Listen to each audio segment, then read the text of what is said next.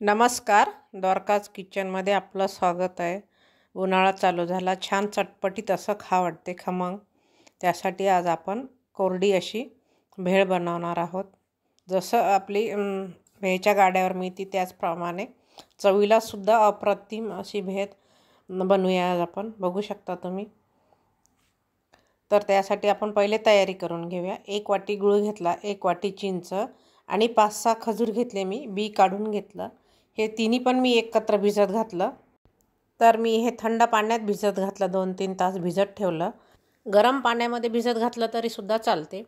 आता मी हे 2-3 तास 3 ते 4 तास हे भिजत ठेवलं। त्यानंतर मी हे आता मिक्सर धुवून काढू शकता किंवा तुम्ही चाळणीतून सुद्धा असं गाळू शकता। असं पूर्णासारखं छान मॅश करून पूर्ण आपल्याला चिंचेचा कोळ काढून घ्यायचा आहे। थोडंसं पाणी टाकून व्यवस्थित पूर्ण चिंचेचा गर निघायला गेला पाहिजे। आणि आपण जे खजूर भिजत घातले ते सुद्धा वरती सालं राहतात त्याची। हे मी आधीच चिंच वाळवून ठेवलेली आहे। आणि चिंच कशी वाळवायची याचा सुद्धा मी व्हिडिओ अपलोड केलेला आहे। आणि चिंचेची चटणी कशी बनवायची त्याचा सुद्धा मी व्हिडिओ अपलोड केलेला आहे। आता आपण हे सगळं गाळून घेतलं। 1 चमचा सोप, 1 चमचा जिरे थोडेसे हलकेसे भाजून घेतले। छान मिक्सरमधून आपण हे जाडसर भरड काढून घेऊया।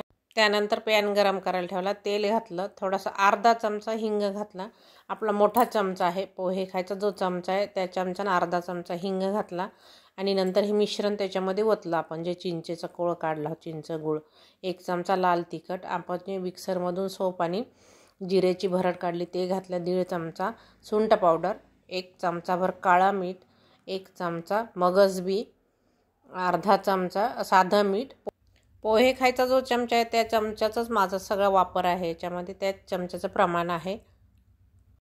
छान मंद गॅसवरती घट्टपणा येईपर्यंत शिजवून घ्यायचा। बघू शकता असं उलथण्यावर घ्यायचं म्हणजे व्यवस्थित आपलं हे मिश्रण तयार झालं, म्हणजे कुठेही पसरत नाही। शेवटी विलायची पावडर घातला अर्धा चमचा, छान मिक्स करून घेतलं, गॅस बंद केला। छान थंड होऊ द्यायचं हे मिश्रण। त्यानंतरच एखाद्या काचेच्या बरणीमध्ये किंवा काचेचा बाउल असून झाकणासहित छान वरतीच थंड होऊ द्यायचं। त्यानंतर तुम्ही हे फ्रीजरमध्ये ठेवू शकता। 3 ते 4 महिने हे आरामात टिकते। चिंचेची चटणी उन्हाळ्याच्या सुरुवातीलाच करून ठेवायची, म्हणजे आपल्याला उन्हाळाभर असं काही चटपटीत खाण्याची इच्छा झाली, भेळ किंवा दुसरे चाट एखादा पदार्थ करायचा असेल तर आपल्याला ही चटणी उपयोगात येते। त्यासाठी आधीच करून ठेवायची। 4 महिने आरामात टिकते। फ्रीजरमध्ये ठेवा तुम्ही, फ्रीजमध्ये ठेवा, छान शिजल्या गेली की म्हणजे छान टिकते। आता किती जणांची भेळ करायची त्यानुसार तुम्ही ते प्रमाण घ्यायचं। आता मी 2-3 जणांसाठी भेळ बनवणार आहे। त्यासाठी मी मुरमुरे घेतले एका बाउलमध्ये, 1 कांदा चिरून घेतला, बारीक कट करून घेतला कटरमधून, 1 टमॅटो चिरून घेतला। आता हे मी एक अंदाजे 1 वाटी पातळ पोहेचा चिवडा घेतला तो घातला, 1 वाटी फरसाण घातलं आणि हे अर्धी वाटी मटकी, मोड आलेली मटकी घातली। आता आपण जे कांदा चिरून घेतला तो कांदा घालूया, टमॅटो घालूया आणि मी कोथिंबीर आणि पुदिना आधीच बारीक कट करून ठेवला तो पण आपण वरतून टाकूया। 2 चमचे बुंदी घातली आणि हे पुदिना कोथिंबीर कट केलेलं ते घातलं। आता चिंचेची चटणी आपण छान मिक्स करून घेऊया।